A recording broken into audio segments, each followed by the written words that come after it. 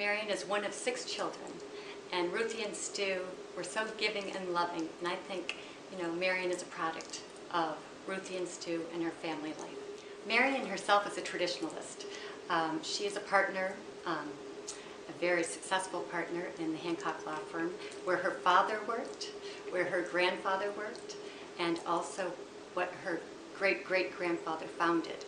So I think this speaks to Marion's commitment to her family. She's great to work with here. We're very lucky to have her be a part of our Hancock family. She's a great role model for all attorneys, but especially for female attorneys. She has a great lawyer's equivalent to a bedside manner the physician has. The clients love her. She's got a great way of communicating with people, and she works hard. She does a great job, and so we couldn't ask for more. We're fortunate to have her here. Wherever Marion goes, wherever she decides to spend her time in the community, she is always inevitably asked to be chair of that organization, and that's because of her great leadership. I would like to tell you about the Community Foundation and her work there. It's really wonderful to know that there's a link with her grandfather.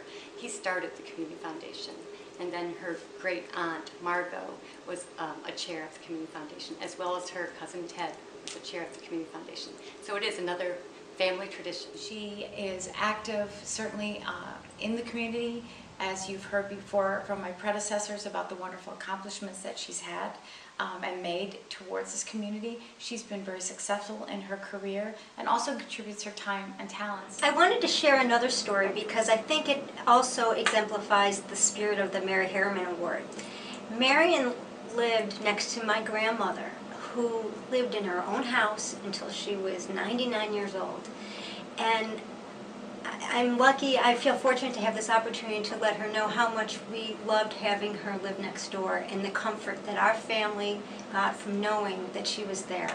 It was just little things, helping her with her garbage, when she was walking by, waving, a smile, but it was comforting to know that she lived next door and was kind of looking out for my grandmother.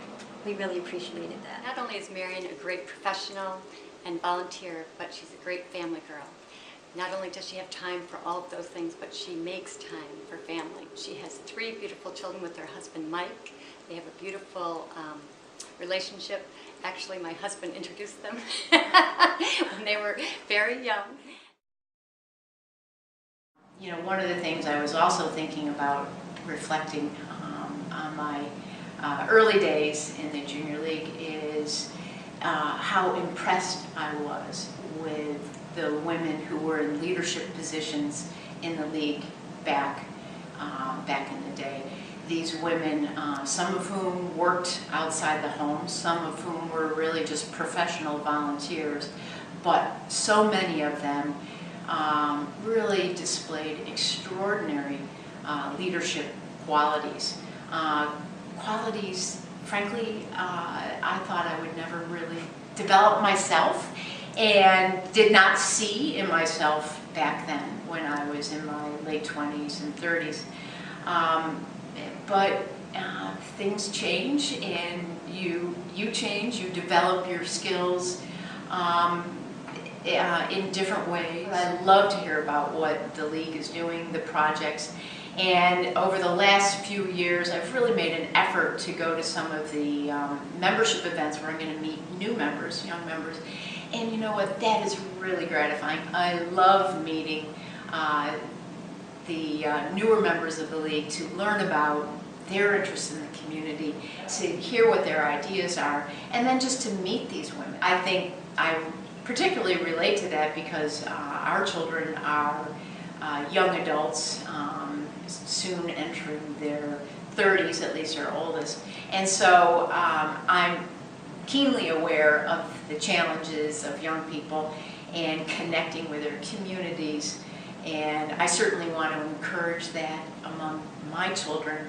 And I love to see young women also who are feeling the same way. One of the great things about the League today, that when I was back in the day, I think they were beginning to wrestle with the fact that many women were trying to juggle family, work, and their volunteer engagement. I think the league has really learned some great ways to do that. So the league is much more flexible probably than it has been in the past. So what might I say to a prospective junior league member? I guess I would say, like my father, who is now 90 plus, do it. You know, you just got to do it. You jump in and you get involved. It's a I would certainly support anybody getting involved. You're going to make the effort to juggle and get involved and become a league member, but it's really going to be rewarding. And what you're going to get out of it is, number one, networking. And networking, whether it's just for fun and for socializing, of course has its own rewards, but networking for your own personal development, to learn about life, to learn about your community, to learn about yourself, and to develop. And whether it's on a small scale or maybe on a grander scale, even becoming president of the league, it's going to really help you develop in ways that you probably never could have envisioned. And that, in a way, I think is true for me. It's great to have other outlets where I can use my skills, and being involved as a volunteer on local not-for-profit organizations has been a great way for me to kind of tap into some of the things that I wouldn't necessarily get to, some of my skills I wouldn't necessarily get to apply here at work on a day-to-day basis. So that really has made my job and my work life more rewarding. So there are going to be lots of benefits to league involvement, and many more than anybody could probably predict. So I say just do it.